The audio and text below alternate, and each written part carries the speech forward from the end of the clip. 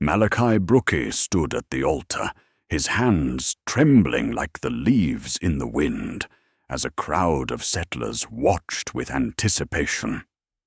Dust hung in the air, swirling in the light of lanterns that cast flickering shadows across the faces of the onlookers.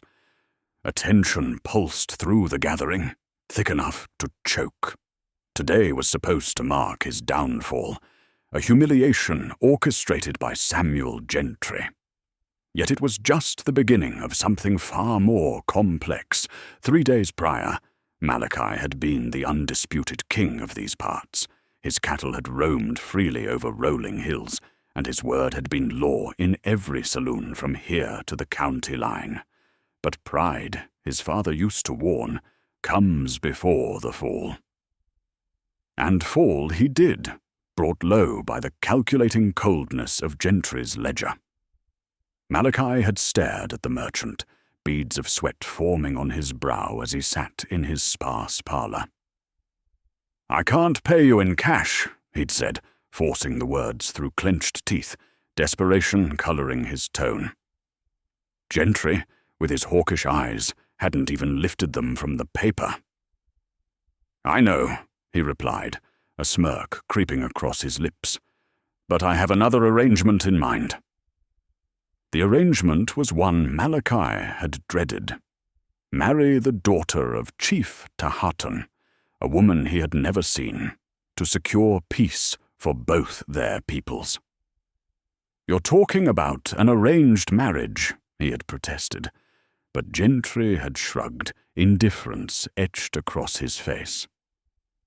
"I'm talking about survival. Yours and theirs." As he sat on his porch that night, the stars glittering overhead, Malachi grappled with the magnitude of his choice. An unthinkable future awaited him.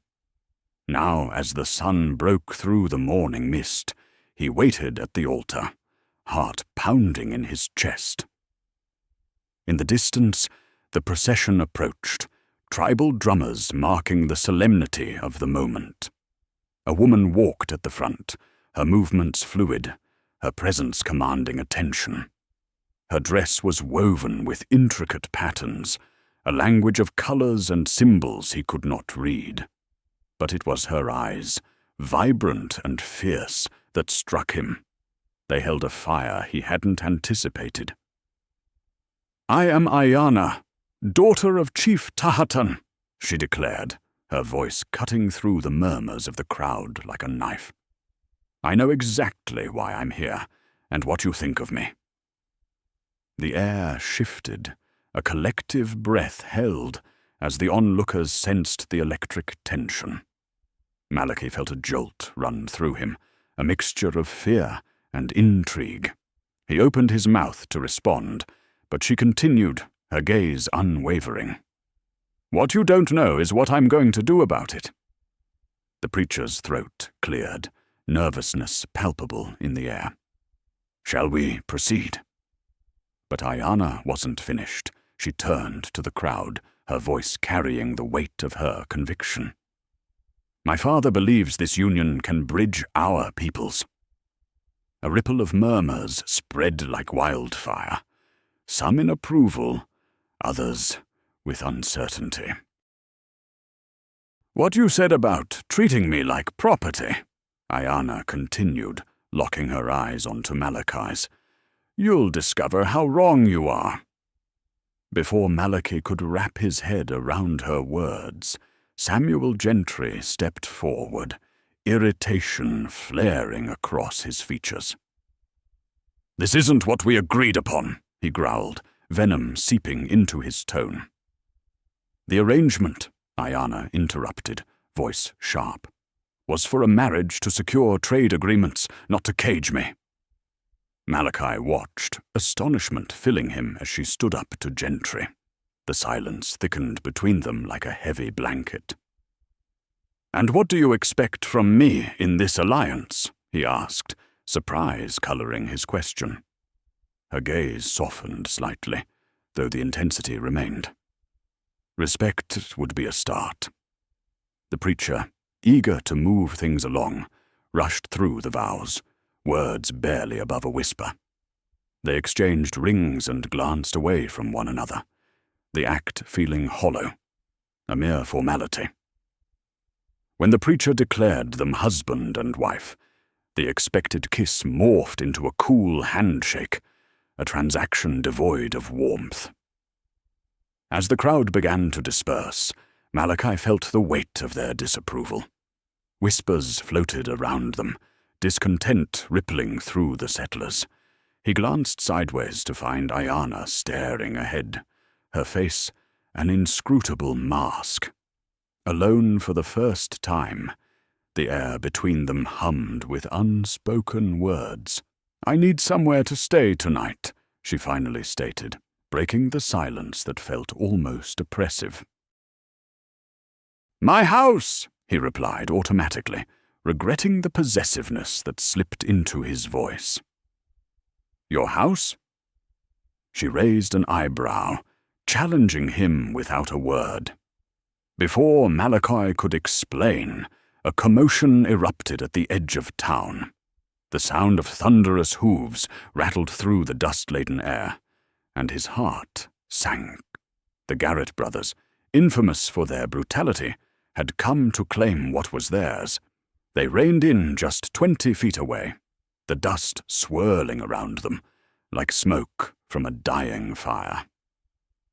Jake Garrett dismounted, his expression that of predatory amusement.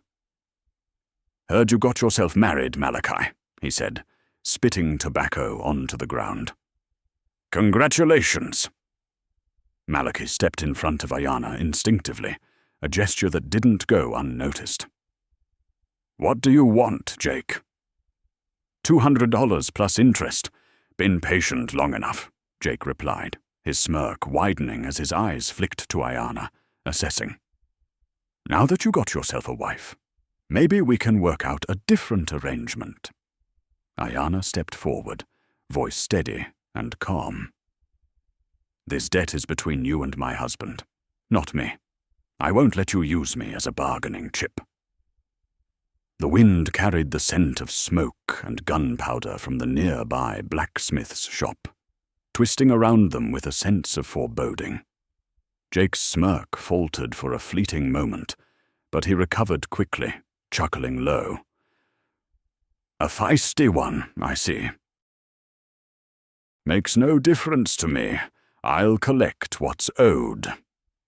His brothers shifted behind him, hands resting on the grips of their guns, muscles tense and ready to spring. Malachi felt his throat tighten as he glanced back at Ayana, the fire still bright in her eyes. She wasn't backing down, and neither was he. "You'll get your money, Jake. Just give me time," Malachi said, trying to sound more confident than he felt. "Time?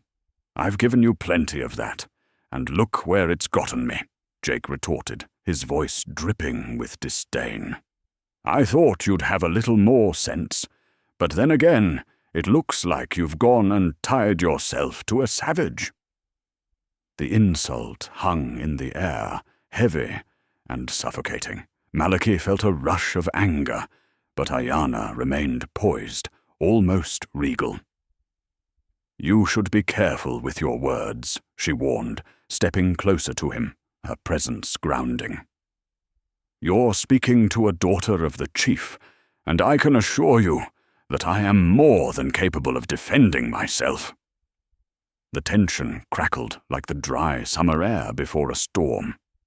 Jake's laughter rang out, harsh and mocking. "Oh, I'd love to see you try, little lady, but this isn't your land, and I'm not afraid of a little fire. You think your father's title means anything here?"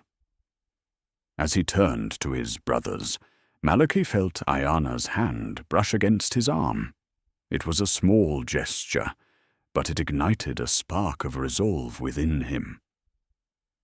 "Listen, Jake," he said, his voice steady now. "No more threats. You want your money. Then we settle this like men, not with a gunfight." The Garretts exchanged glances, and Jake squinted, assessing the challenge in Malachi's stance. "You think you're tougher than you look?" he asked, disdain lacing his words. "I'm not saying I'm tough," Malachi replied, "but I'm not afraid of you either." A few nearby townsfolk had started to gather, drawn by the commotion, their expressions a mix of curiosity and caution. "Very well, then. You want to settle it like men." Jake stepped forward, his eyes narrowing as he pointed a finger at Malachi. "Meet me at the old barn after sundown. We'll see if you can back up those words." With that, he turned, leaving the weight of his threat suspended in the air, the brothers following close behind, leaving a trail of tension in their wake. "Malachi, you can't go," Ayana said, concern etched on her face as the dust settled around them. "Don't worry about me," he replied, a mix of determination and dread swirling in his gut. "I can handle myself." "You don't understand," she insisted, her voice low but urgent. "This isn't just about you. If something happens—" He met her gaze, a silent understanding passing between them. "Then we'll figure it out together." A new resolve began to take root between them, a flicker of unity in the face of adversity. As the last of the crowd dispersed, he felt the weight of her expectations alongside his own burgeoning hope. The night was creeping in, and the shadows loomed longer as they prepared to confront the threads that bound their fates. The sun dipped low on the horizon, casting long fingers of shadow that stretched across the dry earth, where the scent of freshly turned soil mingled with the growing dusk. Ayana's brow furrowed as she glanced back toward the tavern, its weathered wooden sign creaking in the wind, advertising whiskey and solace to weary travelers.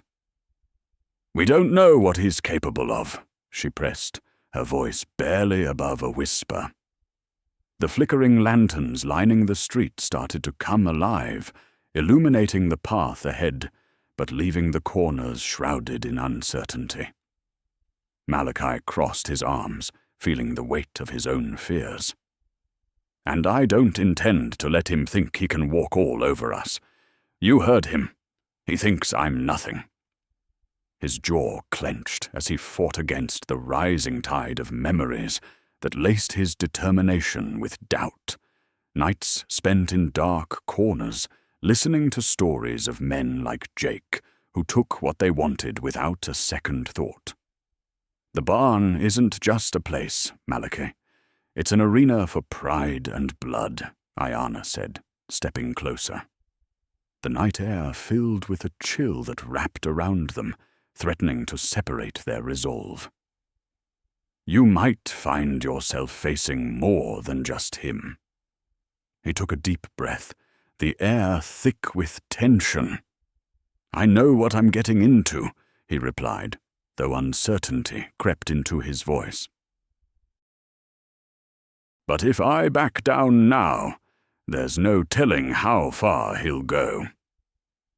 As the last rays of sunlight slipped beneath the horizon, the first star winked into existence, a solitary pinprick of light against the encroaching darkness. With a small, determined nod, Ayana stepped back, her eyes fierce and bright. "Then let me help you prepare. I can teach you some moves, show you how to face him." Malachi hesitated, feeling the fierce loyalty in her tone. "I can't put you in danger. It's my fight." "And it's my home," she shot back, her voice steady. "Every threat against you is a threat against me, too. We stand together, or we fall alone." The ground beneath them rumbled with an approaching storm, the distant growl of thunder echoing in the valley, urging them forward. He could see the resolve in her stance, the way the lantern light flickered against her determined face. It ignited something within him, a sense of shared purpose. "All right then," he said, his voice firm. "Let's do this." Together, they moved toward the edge of town, where the old barn stood as a testament to countless tales of grit and courage. Its silhouette loomed against the darkening sky, promising confrontation and possibly even resolution.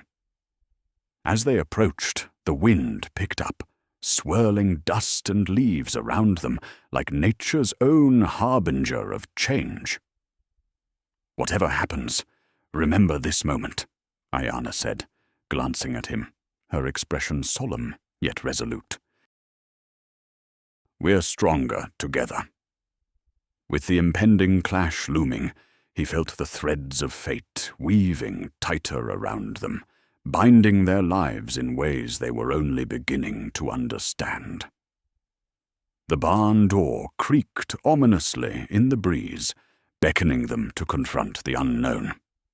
As they stepped into the shadows, the world beyond faded, leaving only the sound of their synchronized breaths and the heartbeat of a story yet to unfold. Inside the barn, the air was thick with the scent of hay and old timber, a familiar comfort overshadowed by the tension that clung to their skin. Moonlight filtered through the cracks in the wooden slats, casting eerie patterns across the dusty floor, a chaotic tapestry that mirrored the turmoil brewing within Malachi's heart. "Just stay alert," Ayana whispered, her eyes darting to the shadows that seemed to dance around them. The lantern's flickering light cast long, wavering shadows that made the barn feel alive, as if it were holding its breath, waiting for the inevitable storm to break. Malachi nodded, but his thoughts spiraled back to the rumors swirling around town. Jake had a reputation, one that echoed louder than the creaking wood, punctuated by stories of his ruthless ambition. "He might have friends watching," he said, scanning the dim corners of the barn for any signs of movement. "We can't let our guard down." Ayana stepped closer, her shoulder brushing against his. "We won't. But we need to be smart about this." She crouched down, grabbing a rusted pitchfork from the ground, her fingers deftly assessing its weight. "Use what's around you. Don't let him dictate the game." Malachi's heart raced as he saw the fire in her eyes, a fierce determination that pushed him to confront his own fears. He reached for a nearby shovel, its handle cool against his palm, and felt a strange sense of empowerment surging through him. "I never thought I'd be doing this," he admitted, barely above a whisper. "Neither did I," she replied, a faint smile breaking the tension. "But here we are, tangled in this mess together." The wind howled outside, rattling the barn's walls, a reminder that chaos often loomed just beyond the threshold. The two of them moved deeper into the barn, the sound of their footsteps swallowed by the silence. Old tools hung from hooks on the wall, relics of a time when the barn had been a sanctuary of labor and life. Now, it felt more like an altar of impending conflict. "Let's practice a few moves," Ayana suggested, her stance shifting into something more assertive. She thrust the pitchfork forward with a swift motion, demonstrating a jab. "If he comes at you, don't just defend. Attack. Show him you're not afraid." Malachi mimicked her, feeling the awkwardness of the metal in his hands, but driven by a newfound resolve. "Like this?" he asked, attempting to channel her intensity. "Exactly," she affirmed, her encouragement a warm ember against the cold dread hovering in the air. "And remember, when the moment comes, use every ounce of fury you have. You have a lot more strength than you think." Outside, the wind picked up, rattling the barn door with an urgent rhythm, as if it too were sensing the storm brewing. Malachi paused, letting her words sink in, feeling the weight of her faith bolster him. "For everything we've built, I won't let him take it away," he vowed, his voice steady now. "Then let's show him what it means to mess with our home," Ayana replied, a fierce glint in her eye. She lunged forward, practice turning into purpose as they began to move together. A chaotic choreography born from desperation and determination. The barn, once a backdrop to their fears, transformed into a space of empowerment, its creaking walls now echoing with the sounds of their resolve. Together, they spun and thrust, laughter mingling with the air of tension, each movement a defiance against the encroaching darkness. In that moment, the night outside faded, the storm's promise eclipsed by the electricity between them, a flicker of unity that ignited their shared fight. Suddenly, a loose board creaked above them, and they froze, hearts pounding in unison. The sound of something scuttling across the rafters sent a shiver down Malachi's spine, but Ayana's eyes narrowed, refusing to let fear take root. "Focus," she urged, her voice steady as a gunman's aim. Malachi squinted into the darkness, the rough timber overhead framing the night like a predator's jaws. "What if it's one of Jake's men?" he whispered, gripping the shovel tighter, its weight grounding him. She shook her head, a glint of mischief lighting her features. "Or it's just a squirrel. Either way, it's not gonna stop us." With a determined nod, she grabbed a hay bale from a corner, hefting it onto her shoulder with surprising ease. "We can use this for cover if we need to. Who knows what surprises tonight will hold." As she stacked the hay bales, Malachi watched her, a mix of admiration and anxiety coursing through him. The barn was alive now, the scent of fresh hay mixing with the stale air, igniting memories of simpler times when they'd played hide-and-seek amid the stacks. It was a different kind of battle back then, but this moment felt like a reckoning, the innocence of childhood clashing with the harsh reality that lay ahead. "Malachi, over here!" Ayana called, breaking his reverie. She motioned toward a trapdoor hidden beneath a pile of debris. "We could use this as a backup plan. If things go south, we can escape through here." He knelt beside her, brushing aside the dust and grime to reveal a rusty latch. The sudden thought of what lay beneath sent a thrill through him. An unknown, a chance at survival. "You think it's safe?" he asked, doubt creeping back in. "Safe is a luxury we can't afford," she said, her voice low but resolute. "Besides, we're in this together. We'll face whatever's down there, just like we're facing Jake." A gust of wind slammed against the barn doors, rattling their resolve, yet it only seemed to strengthen Ayana's spirit. She pressed a hand on his shoulder, her grip firm. "Remember, we're not just fighting for ourselves, we're fighting for every moment we've shared here."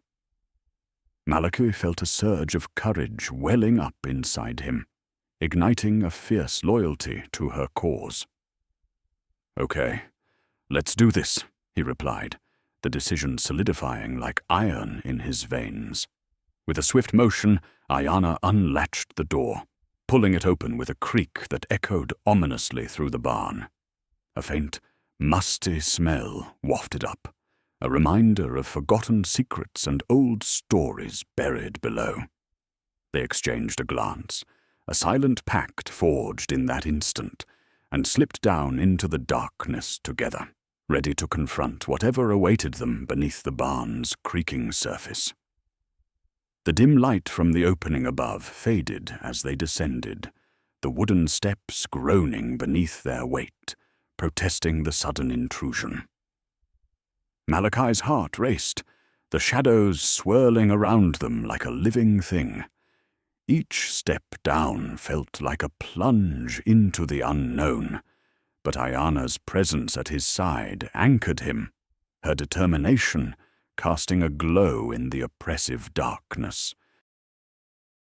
As they reached the bottom, the air thickened with the scent of damp earth, and something sweeter, decay, perhaps, mingling with the faint traces of hay and wood that had long ago given up their fight against time. The beam of Ayana's flashlight cut through the black, revealing a small chamber lined with cracked walls and crates stacked haphazardly in the corners. Dust motes danced in the light, swirling like fireflies caught in a jar. "Look at all this," she whispered, curiosity lighting her features. "It's like a time capsule." She stepped closer to a crate, its surface splintered and worn, the faded letters barely legible. "There might be supplies we can use, anything that could help us against Jake." Malachi followed her, the creeping dread in his chest battling with the thrill of discovery. He brushed his fingers against the rough wood, uncovering a set of rusted tools and old cans long past their expiration. "This stuff looks like it hasn't been touched in years," he said, glancing at her with uncertainty. "What if it's all useless?" Ayana scoffed lightly, her eyes sparkling with mischief. "We won't know until we try. If nothing else, it's a distraction while we plot our next move." She knelt beside the crate, rifling through the contents with a sense of urgency. "And who knows, maybe there's something valuable hidden away." Just then, a low rumble echoed through the barn above, the sound reverberating down into their sanctuary. They froze, the moment suspended in anticipation. "That can't be good," Malachi muttered, glancing nervously at the door. "No, but we can't panic. We need to keep moving," Ayana said, her voice sharp yet calm, a lifeline in the chaos. She grabbed a metal pipe from the crate, wielding it like a makeshift weapon, the flashlight beam illuminating her fierce determination. "Here, take this," she said, tossing him an old lantern, its glass cracked but still intact. "If we're going to face whatever's up there, we need to be ready." Malachi caught it, the weight familiar yet unsettling. He flicked the lantern's switch, a sputter of light cutting through the shadows, illuminating the chamber further. "You really think we can take him?" he asked, doubt creeping back in. "Together, we can face anything," she replied, her voice ringing with conviction. The tension that held the air captive began to dissipate, replaced by an electric charge ignited by their shared resolve. Above them, another crash echoed, this one louder, rattling the very bones of the barn. It felt as if the world above was collapsing, and they were the only two left standing in its wake. But in that moment of uncertainty, in that cramped space littered with old relics, Malachi saw the potential of their fight, a bond forged in the crucible of fear and defiance. "All right, let's find what we can," he said, determination surging anew. "And when we get back up there,